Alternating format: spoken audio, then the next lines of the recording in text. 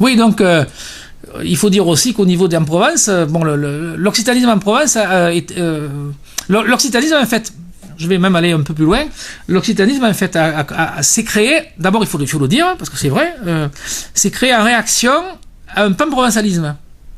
Le pan-occitanisme s'est créé une réaction vis-à-vis du pan-provençalisme.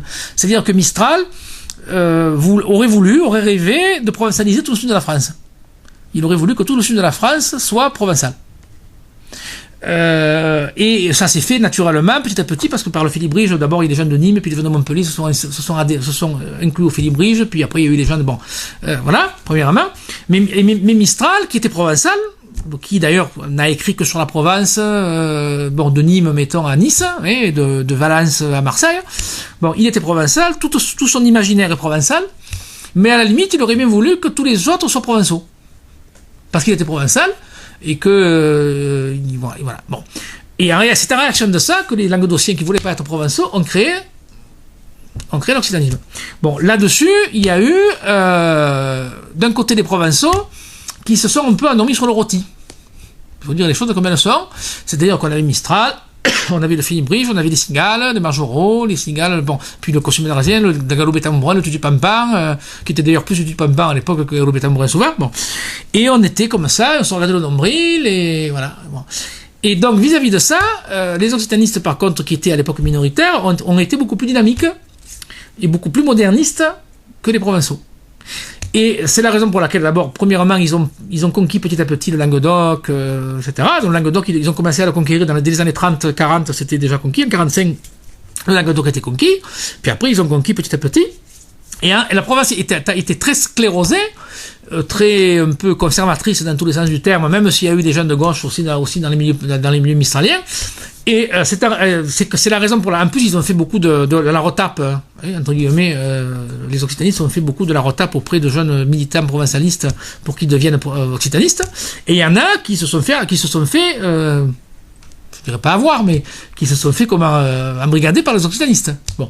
Donc, ce qui fait que je comprends très bien qu'il peut y avoir certaines personnes, qui sont passées à la graphie occitane, parce qu'à l'époque, les barrières étaient pas, il n'y avait pas trop de barrières identitaires ou de frontières identitaires entre les uns et les autres, et qui ont pensé que c'était tout pareil, qui se sont mis à écrire en occitan, souvent d'ailleurs en rejet, avec un certain immobilisme à la fois politique de certains, pas de tous mais de certains, et à la fois un certain immobilisme je trouve pas le terme d'inspiration littéraire, quoi. Et bon, c'est vrai que la littérature provençale, souvent, c'est le passé, c'est le mieux, le passé, c'est la mort de ma grand-mère, le costume, des choses comme ça. Bon, et c'est vrai que les occitanistes ont toujours eu une inspiration beaucoup plus moderniste, et que ça a pu jouer dans le fait que certains, à cette époque-là, ont pu se rallier à l'occitanisme, ou tout au moins à la graphie occitane, pour ces raisons-là. Même si ensuite, ils ont peut-être compris que, bon, ma foi, c'était peut-être pas... Je pense que si le mouvement provençaliste avait à l'époque été beaucoup plus dynamique, beaucoup plus ouvert, beaucoup moins sclérosé, je pense que des gens comme Serge Beck, par exemple, qui est de Gap, ou comme René Merle, qui est du Var de la Ciotat, je ne me rappelle plus, de Toulon, bon, je pense que ce sont des gens qui seraient sûrement restés du côté mistralien et provençaliste. Voilà. Et par contre, bon, il y a des idéologues occitanistes qui, eux, sont là pour faire gagner l'idéologie occitane, et d'ailleurs, ce qui est assez curieux, parce que moi je le sais de source sûre, je veux dire, même les provençaux, y compris même les occitanistes provençaux, sont à la limite méprisés par les occitanistes purs et durs de Toulouse et de Montpellier, quoi. Parce que bon, ils veulent pas en parler, quoi. Il faut que la Provence devienne occitane au sens strict du terme, c'est-à-dire languedocienne. Voilà. Donc c'est pour ça que après je comprends très bien qu'il y a je veux dire, même parmi les militants occitanistes, moi j'ai d'ailleurs de très bons copains militants occitanistes, avec qui je peux parler aussi, hein, donc la question n'est pas là, quoi.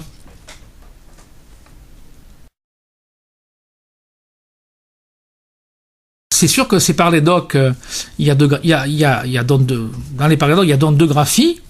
Et donc il y a la graphie que moi qu'on appelle généralement graphie mistralienne.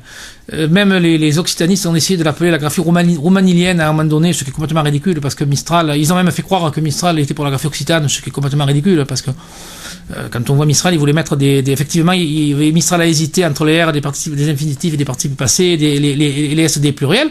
Mais enfin, quand tu mets dans la graphie mistralienne des R et des S et des T à la fin des terminaisons dont je viens de parler, tu n'as pas la graphie occitane. Hein. Donc, je veux dire, puis il faut bien voir qu'à cette époque-là, on partait de rien. On savait pas comment on écrivait, donc il fallait bien qu'on réfléchisse. Et donc c'est vrai que Mistral s'est posé des questions, et que c'est Romani qui au début était plutôt pour une graphie vraiment issue du français, et que Mistral au début s'est posé des questions. Mais par contre, ça a été prouvé, si jamais ça vous intéresse, je vous montre des choses. Mistral qui était quand même un génie, ce que Romani n'était peut-être pas forcément, au moins. Après c'est Mistral qui corrigeait Romani. On a des lettres qui ont été publiées.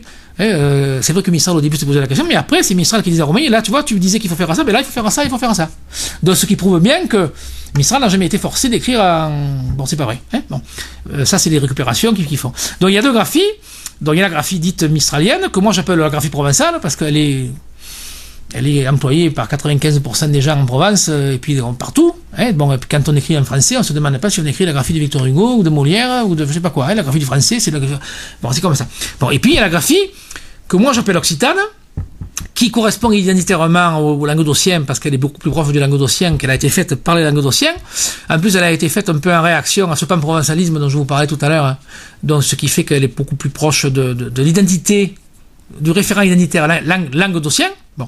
Et que les Occitaniens, alors qui effectivement est influencé, est inspiré par la graphie de Troubadour, c'est-à-dire, bon, la seule différence, c'est que la graphie de Troubadour, quand les Troubadours écrivaient comme ça, c'est qu'on prononçait sûrement comme ça.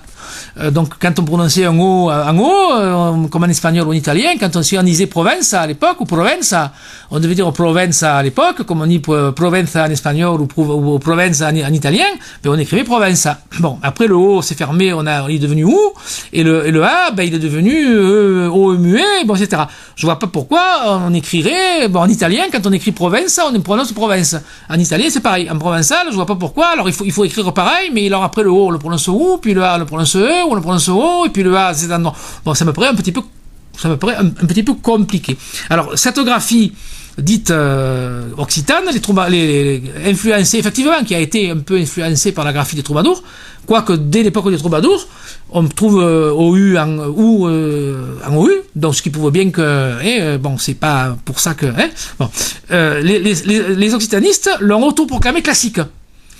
Parce que ça fait partie des tactiques occitanes. On prend un postulat, l'existence d'une Occitanie, l'existence d'une graphie classique, et puis on martèle aux gens de façon à ce que les gens croient qu'elle est classique ou que l'Occitanie existe. Alors qu'en fait, bon, ce sont eux-mêmes qui ont autoproclamé leur graphie classique.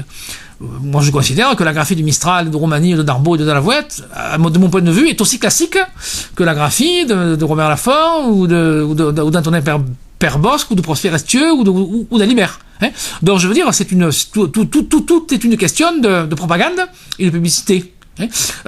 Par contre, il faut aussi savoir que la graphie dite classique ou dite occitane, bon, effectivement, est influencée par la graphie de Troubadour, mais surtout par les Catalans.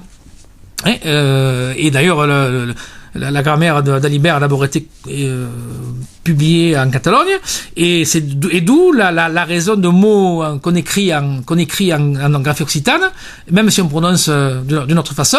Par exemple, pour dire même, bon, on écrit, les occitanistes écrivent méteis, qui ne s'est jamais dit dans aucun parler d'oc. Méteis, c'est du catalan, mais en catalan, quand on dit même, on dit méteis. Bon, mais je vois pas pourquoi nous il faudrait qu'on écrive méteis pour dire mémé ou pour dire mémé. Ça me paraît un petit peu ridicule. Donc c'est la raison pour laquelle on trouve que la graphie occitaniste c'est une vue de l'esprit. Bon, alors après on peut y adhérer, pourquoi pas. Mais de toute façon, elle n'a jamais été comprise par les gens.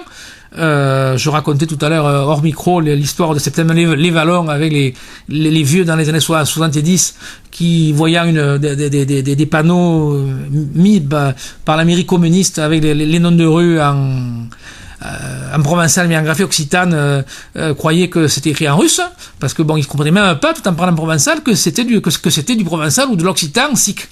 Donc c'est pour ça que pour nous on considère que surtout à un moment où la langue se perd, où moi j'ai enseigné le provençal, quand on voit comment on a déjà des difficultés pour enseigner le provençal en leur disant que les diphtongues A ou les diphtongues Y ou machin comme ça, sans parler de la chatte ou de l'escole, dire que c'est l'escole, on a des difficultés.